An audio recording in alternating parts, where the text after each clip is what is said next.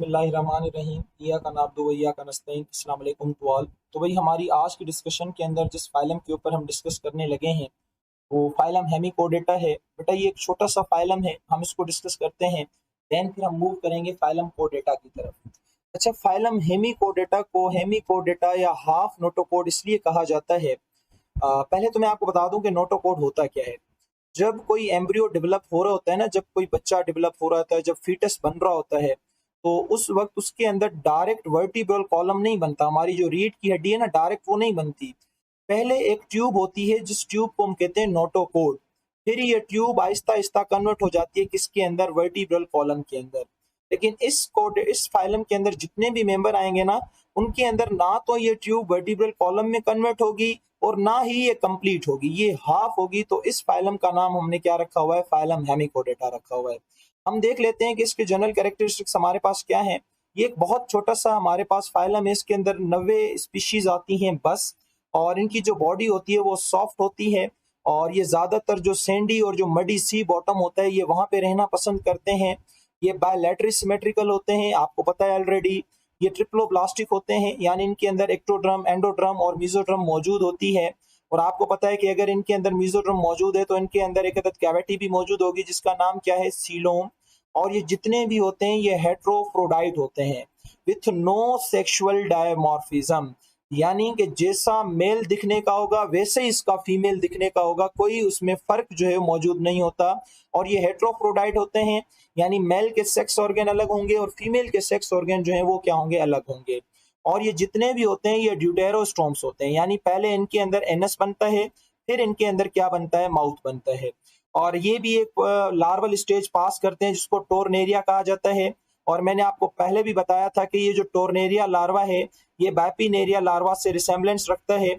और ये जो बाइपिनेरिया लार्वा है ये आपके फाइलम इकाइनोडर्मेटा जो स्टारफिश आपने पढ़ी थी उसके साथ ये क्या करता है, बिलोंग करता है। तो ये दोनों लार्वा आपस में क्या रखते हैं, रिसेम्बलेंस रखते हैं। ये बात मैं ऑलरेडी आपको पिछली वीडियो के अंदर समझा भी चुका हूँ, बता भी चुका हूँ।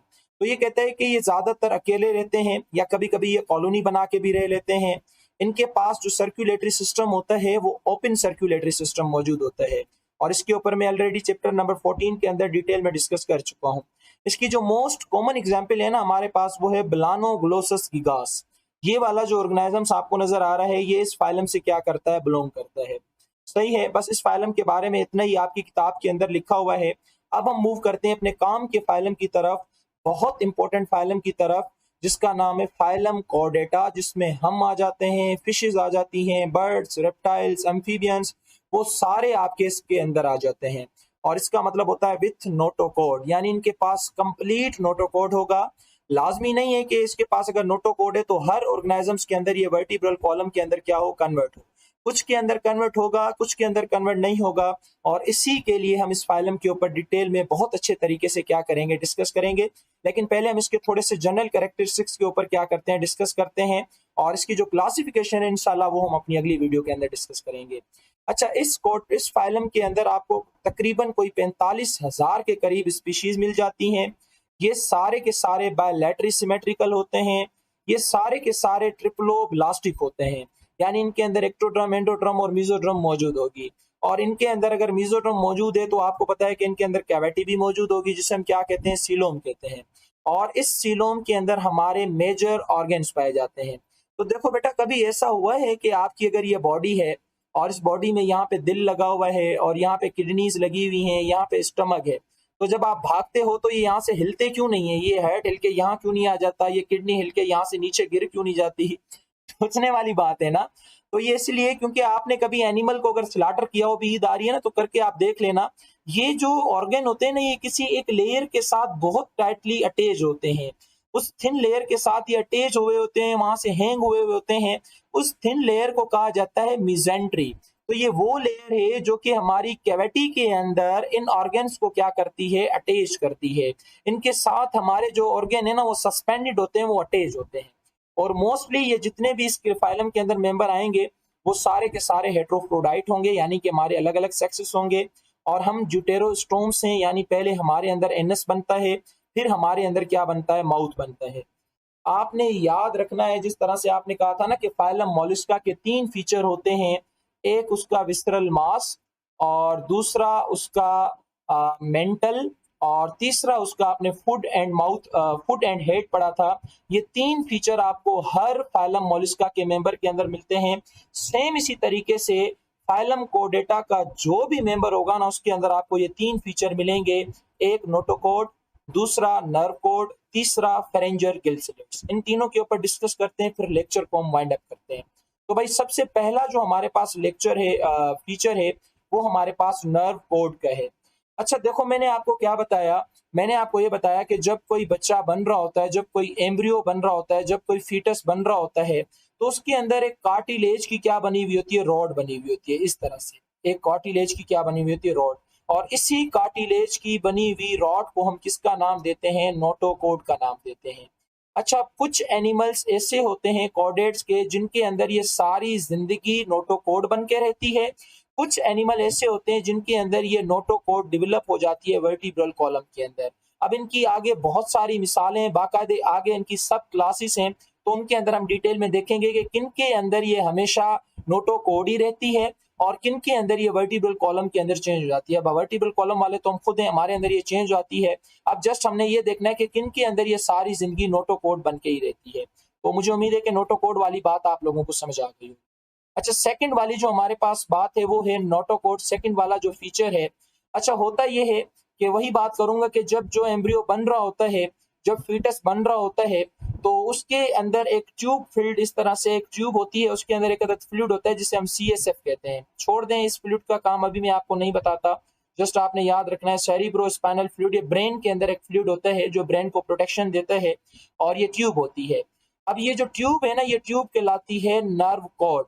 और जैसे ये बच्चा बड़ा होगा, जैसे ये एम्ब्रियो बड़ा होगा, तो इस ट्यूब का जो आगे वाला हिस्सा है वो आपको ब्रेन बना के देगा, और जो लास्ट वाला हिस्सा है वो आपको क्या बना के देगा, स्पाइनल कॉर्ड बना के देगा। तो कहते हैं कि ये जो नर्व कॉर्ड है, ये हर कॉर्डेट का क्या है, फीचर है, जो कि आगे चल के ब्रेन के अंदर और आगे चल के स्पाइनल कॉर्ड के अंदर क्या हो जाता है, कन्वर्ट हो जाता है। तो देखो क्या लिखा हुआ है, ये एक होलो फ्लूइड फिल्ड क्या है, ट्यूब है, अर्ली एम्ब्रियोज के अंदर मौजूद होती है। इसके अंदर जो फ्लूइड होता है उसका नाम CSF है, सेरिब्रो स्पाइनल फ्लूइड। इसका काम होता है ये ब्रेन को प्रोटेक्शन देता है, न्यूरॉन्स को न्यूट्रिशन देता है, प्रोटेक्शन देता है। एक लंबी चौड़ी कहानी है, चैप्टर नंबर 3 इंटर में डिस्कस करेंगे। अच्छा, ये कहते हैं कि in the member of the class Craniata, जो क्रेनेटिया होते हैं, यानी जिनके अंदर प्रॉपर ब्रेन मौजूद होता है, और ब्रेन के ऊपर ये खोपड़ी मौजूद होती है। हमारी जो स्कल है ना, ये 8 हड्डियों की बनी हुई है। इन 8 हड्डियों को कहा जाता है क्रेनियम, और जिसके अंदर ये क्रेनियम मौजूद होगी उसे कहा जाएगा क्रेनेटा, और जिसके अंदर नहीं होती उसको कहा जाता है ए क्रेनेटा। और आगे चल के हम देखेंगे कि कौन से क्रेनेटा हैं, कौन से ए क्रेनेटा हैं। तो हमारे पास जो क्रेनेटा होते हैं ना, उनके अंदर ये डिवाइड हो जाती है, किसके अंदर, ब्रेन के अंदर, और किसके अंदर, स्पाइनल कॉर्ड के अंदर।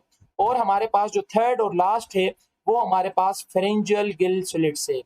अगरचे ये एम्ब्रियो होगा किसका, एक्वेटिक लाइफ का, तो ये जो फेरेंजियल गिल स्लिट्स है ये कन्वर्ट हो जाएंगे किसके अंदर, गिल्स के अंदर। अगर हम में से कोई टेरेस्ट्रियल लाइफ का होगा तो ये गिल स्लिट्स क्या हो जाते हैं, क्लोज हो जाते हैं। ठीक है बच्चा, बेसिकली ये फेरेंजियल गिल स्लिट्स हैं क्या, जो फेरेंक्स होता है ना, फेरेंक्स जिसके बारे में हम कहते हैं कि कॉमन ओपनिंग है हमारी इसोफेगस की और ट्रेकिया की, तो इस फेरेंक्स के ऊपर कुछ सुराख होते हैं, इस तरह से कुछ क्या होते हैं, सुराख। इनको कहा जाता है फेरेंजियल गिल स्लिट्स। अगर ये एम्ब्रियो जो है वो एक्वेटिक लाइफ का होगा तो ये गिल्स बना के देगा, अगर हम होंगे तो ये सोराख क्या हो जाएंगे, ये पोर्स क्या हो जाएंगे, क्लोज हो जाएंगे। हम अपनी आज की डिस्कशन को यहीं पे क्या करते हैं, वाइंड अप करते हैं। इंशाल्लाह जब नेक्स्ट वीडियो के अंदर हम आएंगे तो हम इस फाइलम को, इस कोडाटा को क्लासीफाई करने की कोशिश करेंगे। ये इमेज आप देख लो, ये आपकी क्या है बेटा, नर्व कॉर्ड है, जो फ्यूचर में चल के आपको क्या बना के देगी, ब्रेन एंड स्पाइनल कॉर्ड। ये जो येलो कलर की ये आपकी नोटोकोड है, जो फ्यूचर में चल के आपको वर्टिब्रल कॉलम बना के देगी। बाकी ये फेरेंक्स वाली जगह है जो कि परफोरेटेड है, अगर एक्वेटिक लाइफ होगा तो गिल्स बनेंगे, अगर नहीं होगा तो ये बंद हो जाएंगे और हमारा ये फेरेंक्स का फेरेंक्स ही रह जाएगा। मुझे उम्मीद है कि आज वाला टॉपिक आपको बहुत अच्छे तरीके से समझ आ गया होगा।